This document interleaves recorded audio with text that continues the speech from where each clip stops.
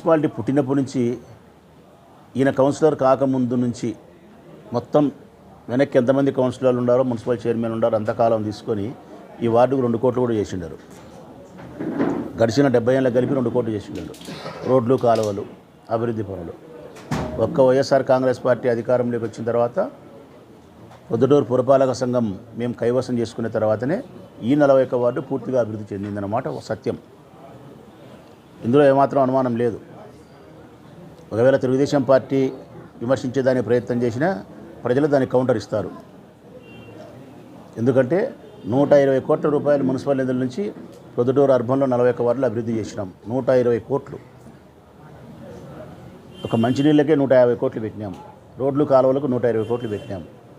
270 కోట్ల రూపాయలు, దాదాపుగా 300 కోట్ల రూపాయలు గడిచిన ఈ 4 సంవత్సరాల కాలంలో పొద్దుటూరు పురపాలక సంఘం ద్వారా మేము చేసిన అభివృద్ధి. ఈ ఊరు అభివృద్ధి జరగడం ప్రారంభం జరిగిందంటేనా జగనన్న ప్రభుత్వం వచ్చిన తర్వాతనే ప్రారంభమైంది. మేము అధికార శాసనసభ సభ్యులమైన తర్వాతనే ఈ ఊరు అభివృద్ధి జరుగుతూ ఉంది. ఇది 100% పేదలకు సంబంధించిన పార్టీ, పేదలకు సంబంధించిన ప్రభుత్వం. మళ్ళీ ఈ పార్టీని అధికారంలోకి తెచ్చుకునేది, మళ్ళీ ఈ పార్టీని ప్రభుత్వంలో కూర్చోబెట్టేది పేదలు, మధ్యతరగతులు, కూలీవాళ్ళు, మహిళలు. వీళ్ళే తీసుకొస్తారు తప్పనిసరిగా. ఇది మా ప్రభుత్వము, మా పార్టీ అని చెప్పుకుంటే మేము అవివేకులమవుతాం. ఇది పేదవాళ్ళ పార్టీ, ఇది పేదరికానికి సంబంధించినటువంటి ప్రభుత్వం. ఈ భారతదేశంలో, ఈ ఆంధ్రప్రదేశ్ రాష్ట్రంలో ఎప్పటికీ జగన్మోహన్ రెడ్డి యొక్క ప్రభుత్వమే దాదాపుగా ఉండబోతుందనేది మేమందరం విశ్వసిస్తూ ఉన్నాం. కారణం ఇది పూర్తిగా పేదలకు ఒకవైపు నుంచి, పెత్తందారులకు ఒకవైపు నుంచి జరుగుతుండే ఎన్నికలే. పేదల వైపు జగన్మోహన్ రెడ్డి గారి పార్టీ ఉంది, పెత్తందారుల వైపు చంద్రబాబు నాయుడు పార్టీ ఉంది. పెత్తందారులు ఈ రాష్ట్రంలో ఉండే సంఖ్య ఇంత, పేదవాళ్ళు మా వాళ్ళు ఉండే సంఖ్య ఇంత.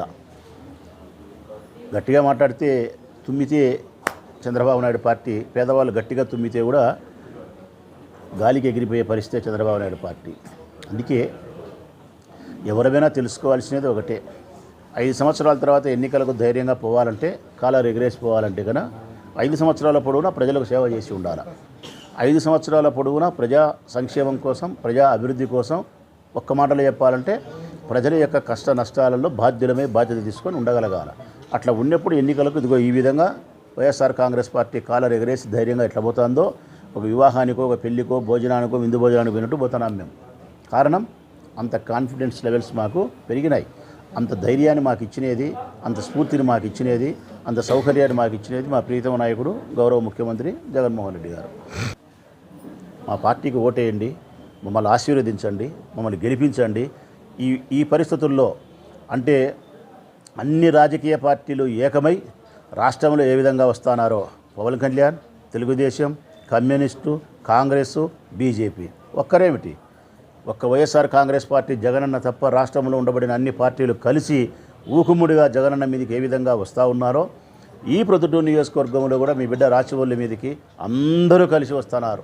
ఒక్కరేమిటి, ఎవరెవరు వైరి మూకలు, శత్రుమూకలు ఉన్నాయో అన్నీ ఒకటిగా కలిసి మా మీదకి యుద్ధానికి వస్తూ ఉన్నారు. కానీ వాళ్ళు నమ్మింది ధనాన్ని, వాళ్ళు నమ్మింది పొత్తులను, వాళ్ళు నమ్మింది ఎన్నికలప్పుడు వారి వ్యూహాలను. మేము నమ్మింది ప్రజాసేవను, మేము నమ్మింది మిమ్మల్ని ప్రజల్నే మేము నమ్మినాం. మా మానవతా హృదయంతో మీకు సహాయపడిన వైనం, సంక్షేమ పేరుతో మీ కుటుంబానికి మేము చేసినటువంటి సహాయం, అభివృద్ధి పేరుతో ఈ ఊరి నాగరికత ప్రపంచంలో నిలిపిన విధానం, ఒక్క మాటలు చెప్పాలంటే మీ కష్టములో, మీ ఇబ్బందుల్లో, మీ పేదరికములో, మీ యొక్క అన్ని సమస్యలలో మేము ఉన్నమాట నిజమైతే మమ్మల్ని గెలిపించమని చెప్పి మీ బిడ్డ మిమ్మల్ని అభ్యర్థిస్తూ సెలవు.